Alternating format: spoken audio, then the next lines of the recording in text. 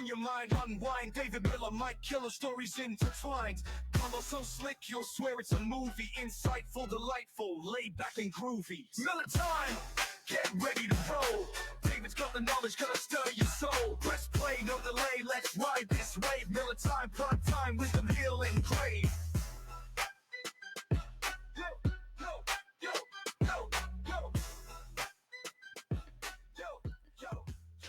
All you had to do, Texas A&M, was beat Texas, but you couldn't do that. We're going to get to that today. Got a lot to get to today, actually. So as I'm recording this is actually Saturday, November, was it the 29th? So almost the very end of November here, Saturday. And a lot of college football on the plate today that will decide what will happen next week as well. So we're going to get into some of those matchups. Some of them have already taken place, like the noon games and things like that. We're going to talk about that. But we're also going to talk about what happened on Black Friday. So if you're a Georgia fan, yesterday was clean, old-fashioned hate between Georgia and Georgia Tech. And not the way that I anticipated that game playing out, if I'm being completely honest with you. 16-9 was the final. Kind of an ugly game, really, if we're just being completely honest. Ugly on all sides from every aspect from both teams. Now, the only positive thing that, that wasn't necessarily ugly was Georgia's defense. I've been very critical of Glenn Schumann, and I've been on the record of saying I do not think Glenn Schumann will be back next year as a DC at the University of Georgia. Now, whether that's by him taking another job because there's so many head coaches positions available, or if that's whether or not Kirby wants to make a change at the DC. Yes, the defense has improved as we get near the end of the season, and that's kind of what you want. You want to see that improvement. Defense has looked great against offenses like Mississippi State, who can put up numbers, Texas, who can put up numbers, Georgia Tech, who was like leading the country and the amount of yards and points a game that they're going to put up per game. So to do what you've done over the last month of football, what the defense has done, I applaud you, Glenn Schumann. Great job. Got this defense where I didn't think it was going to be. You look at the first 7 weeks of football and where we couldn't stop anybody, not only the first drive of every game, it was almost like the first half of every game. We couldn't stop anybody. We just couldn't. And no one could figure it out. And Kirby Smart talked about, well, we're just not tackling right. We're just, making just little tweaks here and there. And whatever they have done has worked because that defense has improved. It kept you in the game yesterday against Georgia Tech, against Haynes King, who is very, very dangerous. I'm glad that he is a senior and he is gone. We don't have to face that guy again because that guy's a warrior. What he does and does for that program and for that team, you can't underestimate that. So glad that we have him in our rearview mirror and really surprised as to what our defense was able to do to that offense. Hold them in check, kept them out of the end zone. Only 3 field goals. Kudos to you, Glenn Schumann. Kudos to you, Kirby Smart, for a great game plan to have your Bulldogs ready against a team that had been putting up numbers all season long. Now, on the other side of it, offensively, and I've said this all year too. All you Bobo haters, gotta get rid of Bobo. Bobo's a problem. I've said it wasn't. Bobo has not been the problem all year. To me, it was the defense and Glenn Schumann, and that's why I still think he's going to be gone next year in some capacity. Well, I think eventually it's really going to be because he gets a job. He is talented enough to be a head coach somewhere, and I think he'll have an opportunity to be a head coach down the line.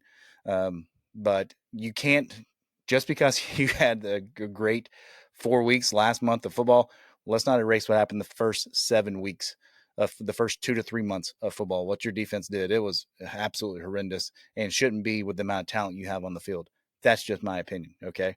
So to Bobo now, in the offense, I've said all year, Bobo has not been the problem. He really hasn't been.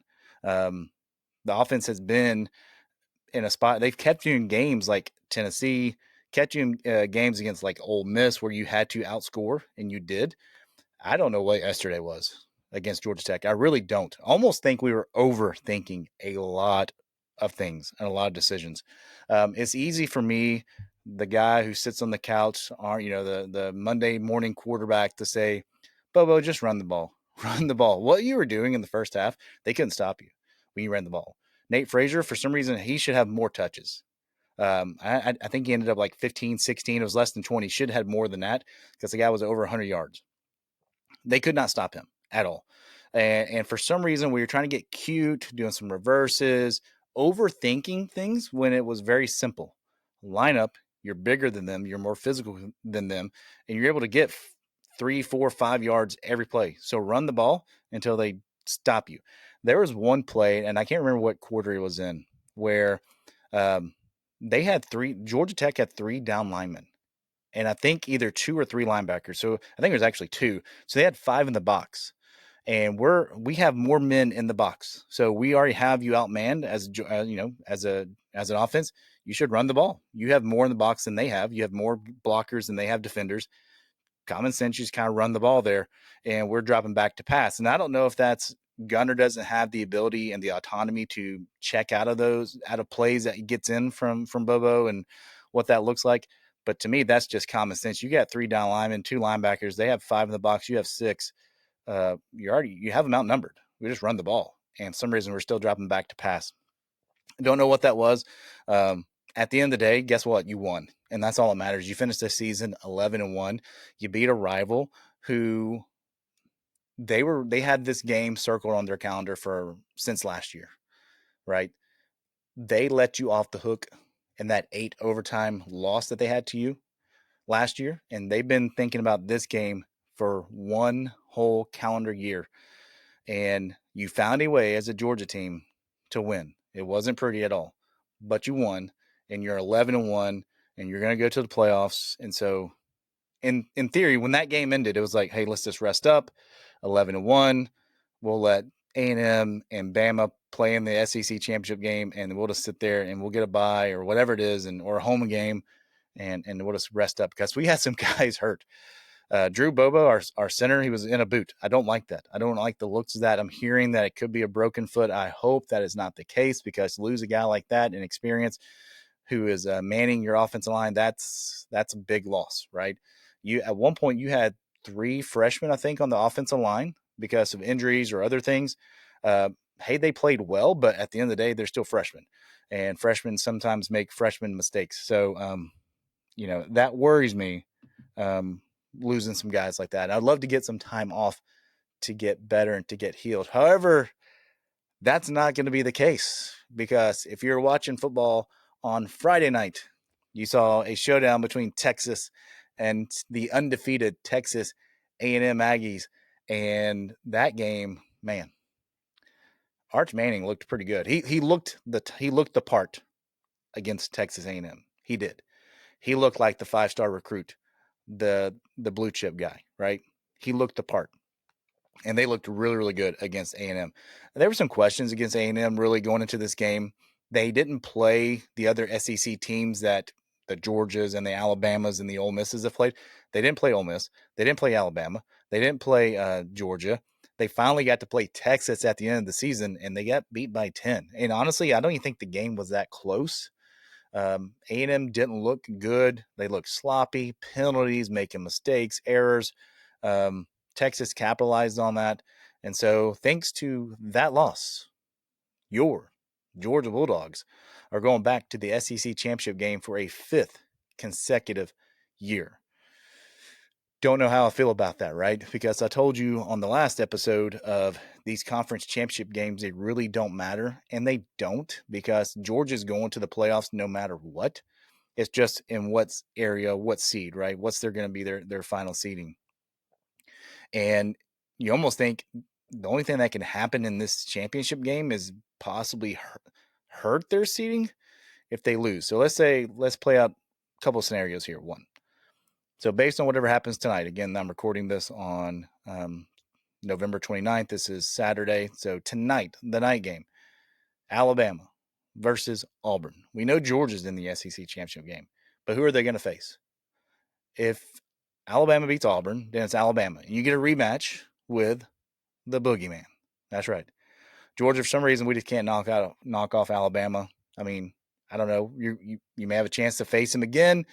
If we do, I'd have a hard time picking Georgia because until they beat Alabama, I just don't think they can beat Alabama. Whatever that is, mental, physical, game planning, I don't know.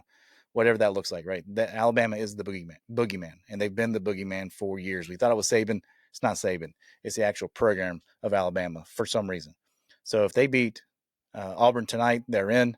However, crazy things have happened in Jordan Hare at night. And as a Georgia fan, you've seen this crazy things happen at Auburn at night. Alabama fans, you've seen crazy things happen in Auburn at night. So I don't think this is a gimme by any means. I know they have an interim coach and everything, but they have nothing to lose. And that's a dangerous team to be playing, a team that has nothing to lose. So that game could be close. I don't expect that to be a blowout by any means at all. Alabama wins. It's a rematch with Georgia in the SEC championship game. If they lose, then it's on to Ole Miss. Ole Miss finds their way into the SEC championship game and a chance to redeem their one loss against the Georgia Bulldogs. So a lot that can happen, and we have to kind of see how it plays out tonight. Does Alabama take care of business and Georgia has an opportunity to redeem their loss? Or does Alabama lose and Ole Miss, do they have an opportunity to redeem their loss? And what's going to happen with Ole Miss? Lane Kiffin, they go out and they really destroy Mississippi State in the Egg Bowl, win that game handedly. And he decides he's not going to answer any questions, got some thinking to do, some praying about it, which I can respect. But you have a team that's 11-1, a team that could be playing the SEC championship game next week, a team that's going to be in the playoffs, right? A team that can contend for an actual national championship right now, and you won't commit to them? I have a problem with that. I really do. I know LSU is going to throw tons of money at you because they have the ability to do that. But you have a team right now that can do something special. This Ole Miss team is dangerous. They really are dangerous. They should have beat Georgia in Athens when they had an 8-point lead in the fourth quarter and they found a way to lose that game, right? But that's the resiliency of Georgia. So credit to Georgia. Ole Miss is a really, really tough team. And when they get in, crazy things can happen. Why Lane Kiffin won't commit to say, hey, I'm the Ole Miss coach, and I'm going to be the Ole Miss coach until this Ole Miss team is no longer playing, that's beyond me. And I do think that is a distraction. So even if Ole Miss gets in the SEC championship game, is their head in the right place? Maybe, because they don't even know where their coach is going. He said he's going to make his decision today. At least that's what he said Friday night. He's going to make his decision on Saturday, which makes me think he is going to stay at Ole Miss. Because why would you, in any right frame of mind, say, I'm going to make a decision today, knowing full well your team can play and can still be in the SEC championship game next week? You're not going to say, hey, I'm leaving to go coach LSU unless you're waiting till, 11:30, midnight tonight when the Auburn and Alabama game's over. That's where you're going to have a press conference. So he said he's going to make his decision today. If he makes his decision before the Alabama and Auburn game, then he's staying at Ole Miss, I would think. You're not going to say you're leaving. That would blow my mind if he does. If he doesn't make his decision today, I think it could be based on what happens in the Iron Bowl in Alabama and Auburn. So a lot could play out there. Alabama wins, they're in. Maybe Lane says, all right, I'm leaving. I'm going to Baton Rouge. Alabama loses. Obviously, Lane would coach in the SEC championship game, wouldn't he? I mean, you would think so. So a lot can still happen in the college football world. And as a Georgia fan, you just got to kind of wait and see. Who's it going to be? Is he going to be the boogeyman in Alabama? Or is it going to be Lane Kiffin again, who can put up 40-something points against you? But your defense is better than the first time you played them.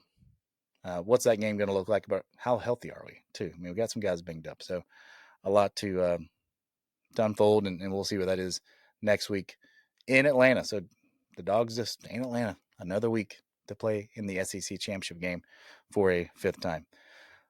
With that said, still a lot in the college football playoffs to really kind of iron out. I was thinking about this scenario before the Michigan and Ohio State game, because I was thinking if Michigan were to pull the upset against Ohio State, I would think Michigan would be in the playoffs. However, as I'm recording this, Michigan has already lost to Ohio State, so they're done.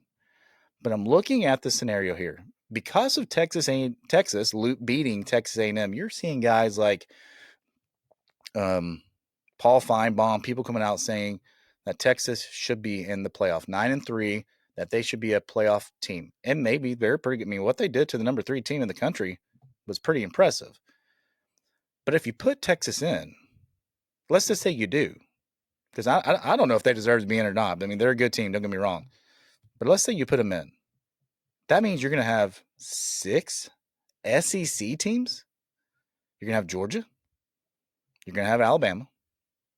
Unless Alabama loses to the Iron Bowl, maybe they're out. But in theory, you should have Georgia, Alabama, Ole Miss, right?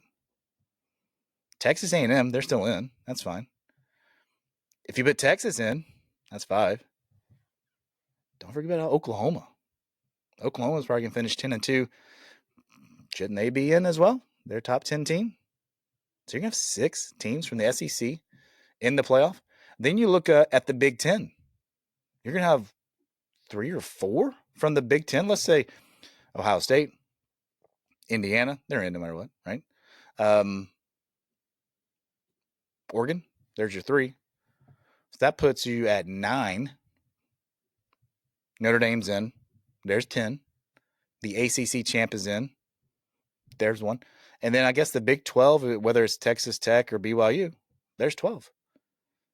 So 6 SEC teams in the playoffs? It's possible. That could happen. And I'll be interested to see, because everybody kept saying the SEC is not good. The Big Ten, the Big Ten, the Big Ten. The SEC may have 6 teams, may have half the field in the playoffs this year. Crazy to think. But a lot to play out. So we'll let that play out next week, and then we'll be able to talk about that. But let's get into our verse of the day.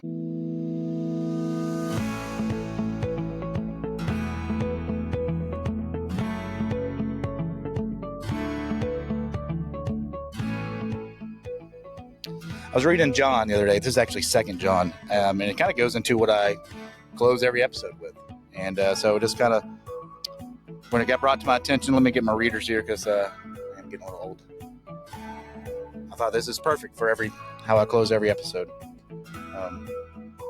John speaking. He said, "I am not writing you a new command, but one we have had from the beginning. I ask that we love one another. And this is love." This is what he said. This is love. "That we walk in obedience to his commands. As you have heard from the beginning, his command is that you walk in love." And so let's do that again. As you come across people, love one another. Love your God. Love one another. That's what we can do. And so if there's 2 things that you can do today, do these 2 things. Love God. Love one another. Thanks again.